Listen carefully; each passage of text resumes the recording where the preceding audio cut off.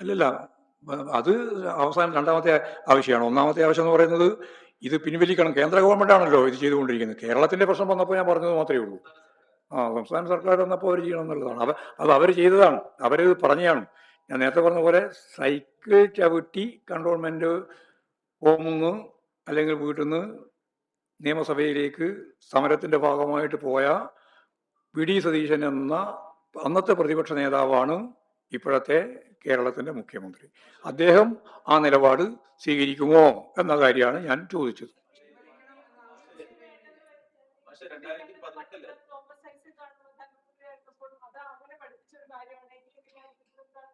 അത് ശരി. അപ്പൊ ഇപ്പൊ പഠിച്ചത് മുഖ്യമന്ത്രിയായപ്പോ പ്രതിപക്ഷ നേതാവായപ്പോ പഠിച്ചില്ലേ? അല്ല, പ്രതിപക്ഷ നേതാവായപ്പോൾ പഠിച്ചോ അങ്ങനെയുള്ളൊരു കാര്യം? അതായത് തോമസ് ഐസക്ക് ഇങ്ങനെയാണ് മുമ്പ് പറഞ്ഞിട്ടുള്ളത്, അതുകൊണ്ട് ഞാൻ സൈക്കിൾ ചവിട്ടി സമരത്തിന്റെ ഭാഗമായി കൺട്രോൾമെന്റിൽ നിന്ന് എന്തിനാണ് നിയമസഭയിലേക്ക് പോയി സമരം നടത്തിയത് എന്ന കാര്യം അന്ന് പഠിച്ചില്ലേ എന്നാണ് ഞാൻ ചോദിച്ചത്. അപ്പൊ അവസരവാദപരമായ നിലപാടാണ്. ഞങ്ങൾ മുമ്പ് പിൻവലിച്ചിട്ടുണ്ട്. ആ അനുഭവം നമ്മുടെ മുമ്പിലുണ്ട്.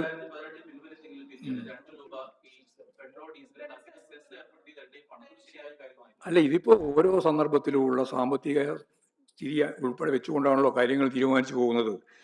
എല്ലാ കാര്യവും പൂർണ്ണമായ അർത്ഥത്തിൽ അവർ മുന്നോട്ടേക്ക് വെച്ച മുദ്രാവാക്യവുമായിട്ട് ബന്ധപ്പെടുത്തിക്കൊണ്ട് ചൂണ്ടിക്കാണിച്ചു എന്ന് മാത്രമേ ഉള്ളൂ. അല്ലാണ്ട് എല്ലാ കാര്യവും ഒരേ രീതിയിലാണ് കൈകാര്യം ചെയ്യാമെന്നൊന്നും പറയാൻ സാധിക്കുന്നതല്ലോ.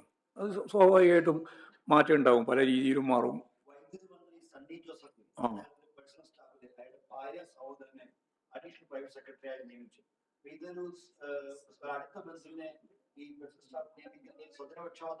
സ്വജനപക്ഷപാതപരമായ നിലപാടാണ് എന്ന് മുമ്പ് ചില സന്ദർഭങ്ങളിൽ ഉണ്ടായ ഏറ്റവും വലിയ വക്താവായിട്ട് വന്ന വി ഡി സതീശനാണ് ഉണ്ടായിരുന്നത്.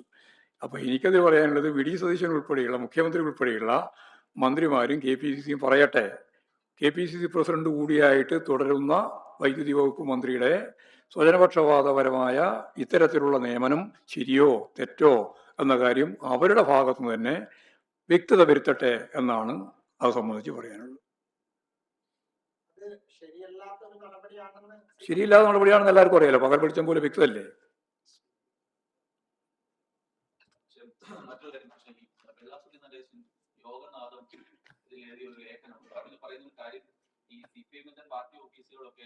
ദല്ലാളന്മാരുടെ കേന്ദ്രമായിരുന്നു. മുഖ്യമന്ത്രിയുടെ ഓഫീസ് എന്ന് പറയുന്ന ഉപജാപ സംഘത്തിന് പിടിയിലായിരുന്നു. അവിടെ പൊളിറ്റിക്കൽ സെക്രട്ടറിയും ഒരു പലിശ രാജാവും കൂടിയാണ് ഭരിച്ചിരുന്നതെന്ന് ഇപ്പോൾ ആരോപണം ഉന്നയിച്ചിട്ടുണ്ട്.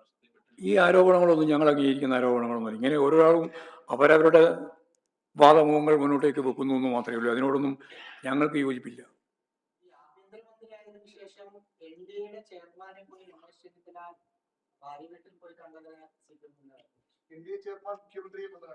അല്ല, അത് ഇവരല്ല, ഞാൻ നേരത്തെ പറഞ്ഞല്ലോ, അത് ഒറ്റ വാചകത്തിൽ പറഞ്ഞു എന്ന് മാത്രമേ ഉള്ളൂ.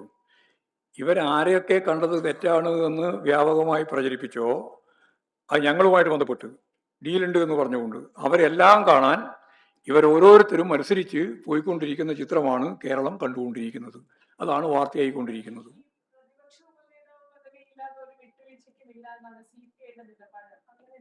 CPI ഞങ്ങൾ തമ്മിലുള്ള പ്രശ്നം പരിഹരിക്കാൻ പറ്റുന്നതേ ഉള്ളൂ. കക്ഷിയോ ഒക്കെ ചേരാൻ പറ്റും. LDF എന്ന രീതിയിൽ ഞങ്ങൾ യോജിച്ച് മുന്നോട്ടേക്ക് പോയി. ഇത് അസംബ്ലിക്ക് തുടങ്ങിയിട്ടല്ലേ ഉള്ളൂ. അത് സ്വാഭാവികമായിട്ടും അത്തരത്തിലുള്ള യോഗങ്ങളൊക്കെ ചേർന്നു പോകും. ഞങ്ങളെ സംബന്ധിച്ചിടത്തോളം കീഴ്വഴക്കങ്ങൾ കൃത്യമായിട്ട് പ്രതിപക്ഷ നേതാവും ഉപനേതാവും ഇതേവരെ CPIM ആണ് എടുത്തുകൊണ്ടിരുന്നത്. അത് വന്ന ഉടനെ അത് വരാൻ തുടങ്ങി, അതായത് ആ പോസ്റ്റ് വന്നത് മുതൽ ഇടതുപക്ഷ ജനാധിപത്യ മുന്നണിയുടെ ഭാഗമായിട്ട് CPIM ആണ് പ്രതിപക്ഷ നേതാവും ഉപനേതാവും എന്ന രീതിയിൽ. മുമ്പ് VS അച്യുതാനന്ദൻ പ്രതിപക്ഷ നേതാവും കോടിയേരി ബാലകൃഷ്ണൻ ഉപനേതാവുമായിട്ടായിരുന്നു ഉണ്ടായിരുന്നത്. അത് നേരത്തെ പറഞ്ഞ കീഴ്വഴക്കമാണ്. ഞങ്ങൾ ആ പ്രശ്നങ്ങളൊക്കെ പരിഹരിച്ചു പോവുക തന്നെയാണ് ചെയ്യുക. കീഴ്വഴക്കമാണ് ഞാൻ പറഞ്ഞത്. അത് ശേഷം ഞാൻ അതിന് ശേഷം ഞാൻ പറഞ്ഞത് ഞങ്ങൾ തമ്മിലുള്ള പ്രശ്നം ഉണ്ടെങ്കിൽ അത് പരിഹരിച്ചു പോകുമെന്നാണ് പറഞ്ഞത്. ശരി.